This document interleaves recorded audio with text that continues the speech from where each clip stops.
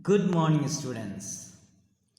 Once again, I am back with the chapter The Best Christmas Present in the World.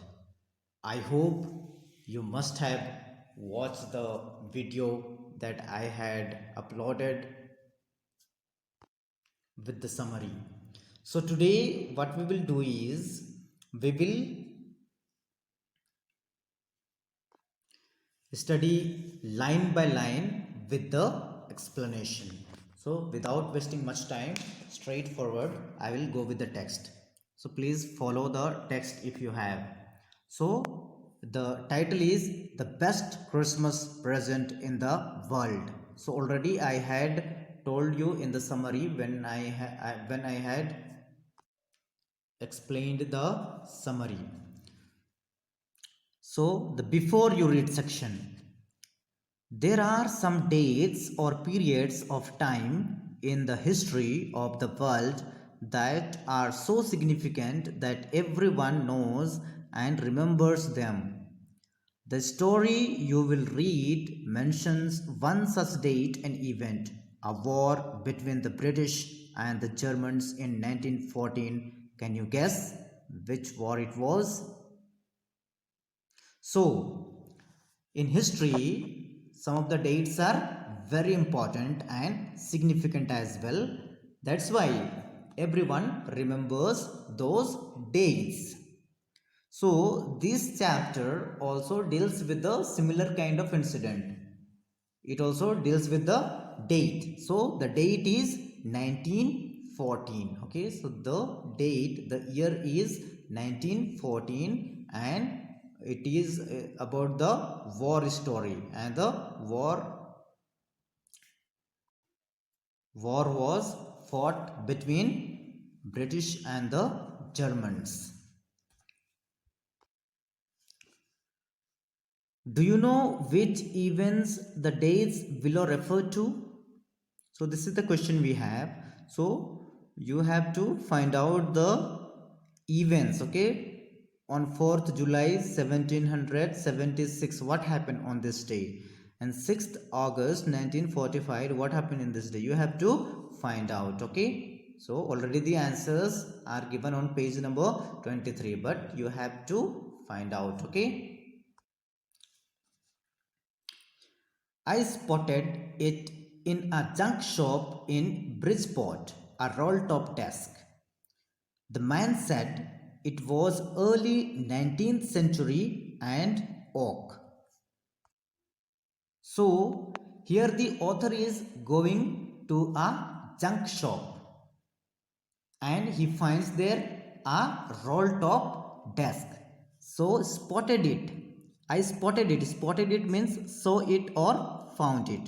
So, the author is going to a junk shop and found a roll top desk. Okay, roll top desk considered like a table. So, the man said it was early 19th century and oak. So, it was made up of oak tree in the 19th century. So, the man, that means the shopkeeper, said that the table roll top desk was made up with the oak tree in the 19th century. I had wanted one, but they were far too expensive. The author wanted to have a table or roll top desk in the during the 19th century, but since it was very expensive, very costly, he could not afford that. Okay, so this one was in a bad condition. So the author wants to have the roll top desk, but that particular roll top desk is not in a proper manner, it is in a bad condition.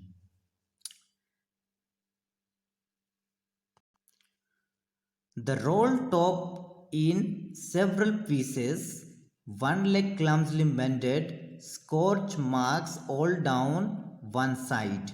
Okay, so that roll top desk is not in a proper manner and have several pieces, and one leg also has been clumsily mended, that means it is half bent there. Scorch marks, okay, scorch marks means, you have to remember, scorch marks means it is burnt, burn marks, okay, it is half burnt there, okay. It was going for very little money. So since the roll top desk was not in a proper manner, that's why it was selling, that means it was selling, was going for means was selling for, it was selling for very little money, that means it was very cheap.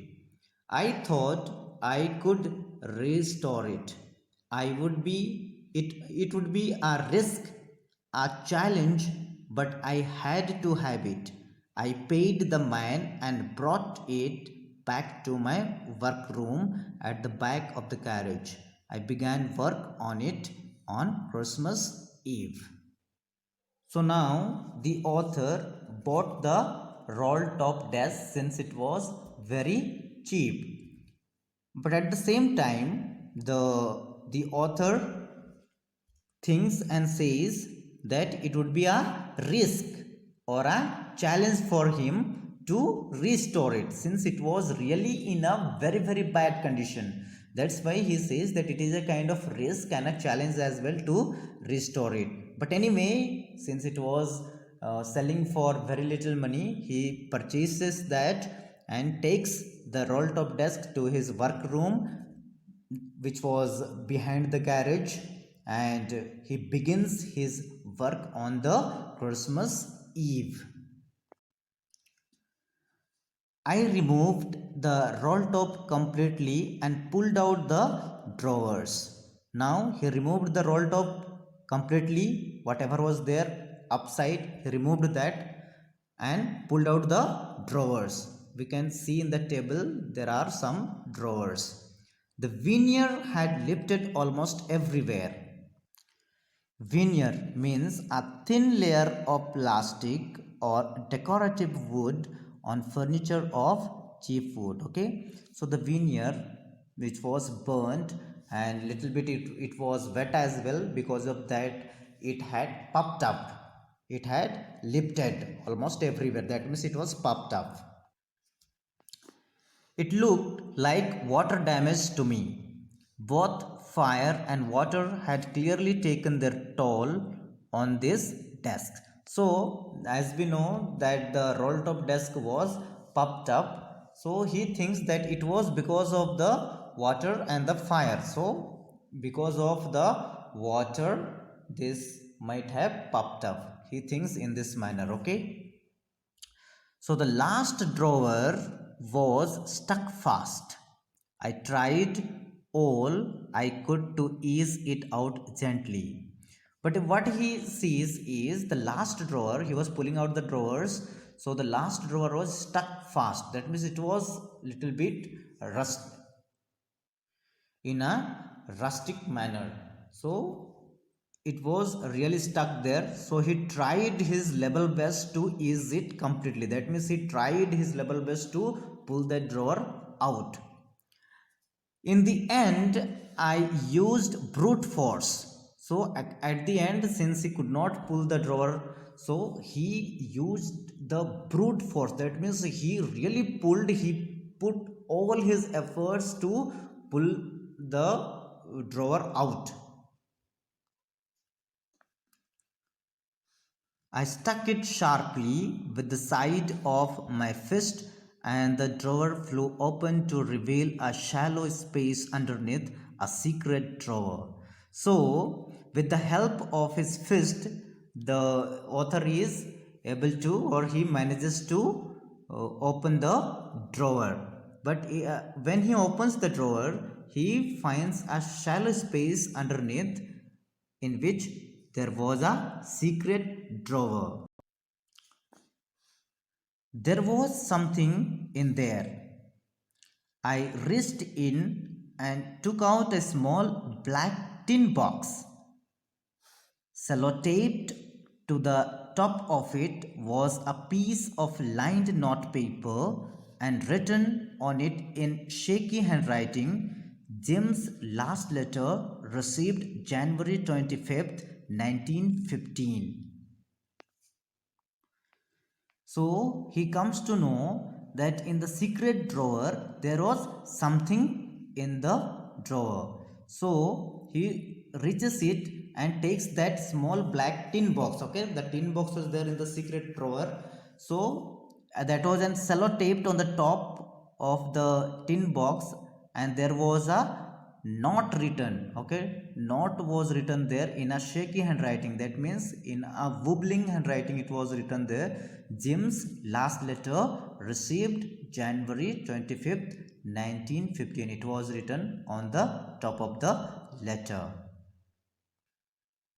or the black tin box. To be buried with me when the time comes. So, in the note it was written that Jim's last letter received January 25th, 1915, to be buried with me when the time comes. I knew as I did it with I knew as I did it that it was wrong of me to open the box, but curiosity got the better of my scruples. It usually does. So the author says that he was not supposed to open the box and read the letter, but out of curiosity he opens that box and reads the letter. So scrupulous, you have to remember the feelings that make you hesitate to do something wrong. Okay, so the author was not supposed to read the letter of others, but out of curiosity he read that letter. Inside the box there was an envelope. The address read Mrs. Jim Macpherson, 12 Copper Beeches, Bridgeport, Dorset. I took out the letter and unfolded it. It was written in pencil and dated at the top December 26, 1914. So inside the box there was an envelope. Okay, inside the box there was an envelope. The address was written Mrs. Jim Macpherson, 12 Copper Beeches, Bridgeport, Dorset. This address was written on the envelope. Okay, so the author takes the letter and unfolds it. That means he opens the letter. It was written in pencil.